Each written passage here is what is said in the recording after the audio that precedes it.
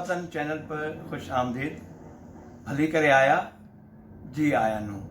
Ladies and gentleman, good afternoon from New York. 2007 में पाकिस्तान से एक फैमिली नकल वतनी करके कनाडा पहुंची थी, जिनमें सलमान अफजल, उनकी बेगम मदिया अफजल और उनकी वालिदा तलत अफजल और वालिद अफजल साहब शामिल थे।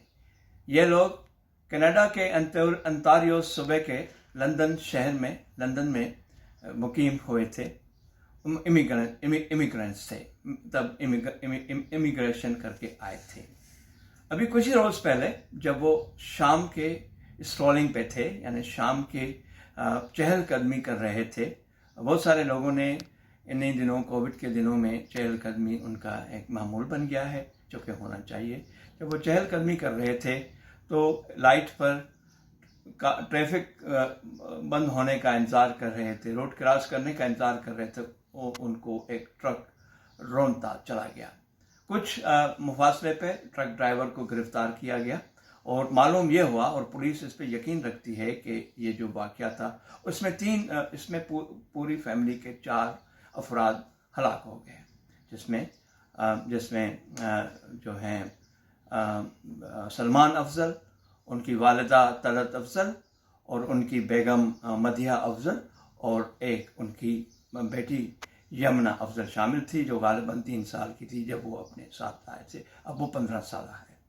तलत अपना सलमान अफजल जो थे वो फिजियोथेरापिस्ट थे और उनकी बेगम पेशे के हिसाब से प्रोफेशन के हिसाब से वो एक इंजीनियर थी।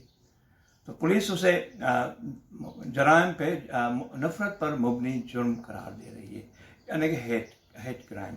और कैनेडियन पुलिस को ये यकीन है और हुकाम को ये यकीन है कि ये हेट क्राइम है और उन्हें एक सोचे समझे प्रीमेडिएटेड मंसूबे के तहत कत्ल किया गया है कि उनकी जो वाबस्तगी थी एक मखसूस मुल्क से थी, या उनकी वज़ाकत एक मखसूस किस्म की थी, इसीलिए उन्हें टारगेट बनाया गया है। पाकिस्तानी मुस्लिम फैमिली को टारगेट बनाया गया है।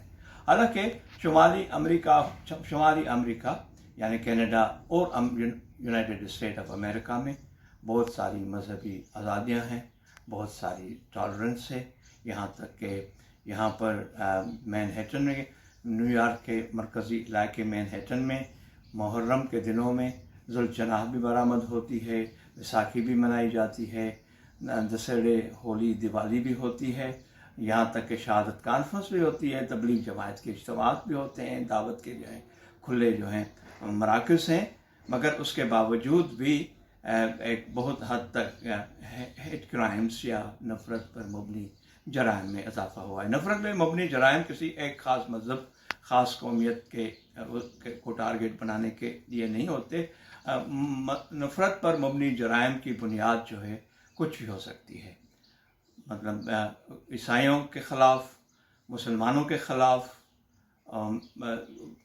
सयाह फाम लोगों के ख़िलाफ़, यहाँ पर LGBT, गे, लेस्बियन, बाइसेक्सुअल्स, ट्रांसजेंडर कम्युनिटी के ख़िलाफ़, और ये जो है इवन एबॉर्शन क्लिनिक्स के ख़िलाफ़ भी होते हैं। लेकिन इसी तरह मगर उसका सदेबाब भी है, उसको रोकने के लिए इन्फोर्समेंट भी है।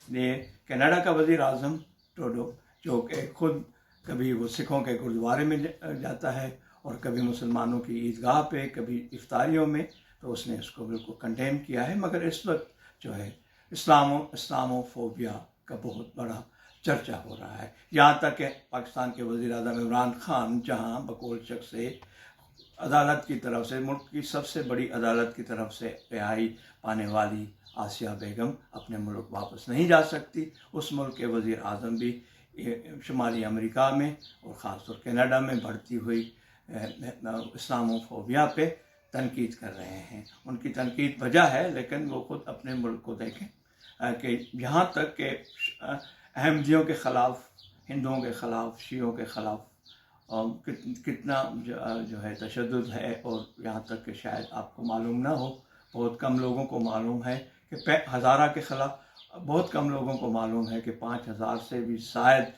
मुहाजिर बनकर مذہبی اقلیتوں سے ہندوؤں کے خلاف مذہبی اقلیتوں سے تعلق رکھنے والے لوگ اس وقت ملائیشیا میں دربدری کی زندگی گزار رہے ہیں. وہ ایک قسم کے محسوس پاکستان ہیں. نہ کہ ان کی مدد کے لیے نہ یونائٹڈ نیشن آئی ہے، نہ کہ پاکستانی ایمبیسی جو ہے ملائیشیا میں وہ آگے آتی ہیں، نہ کوئی اس طرح کی تنظیمیں.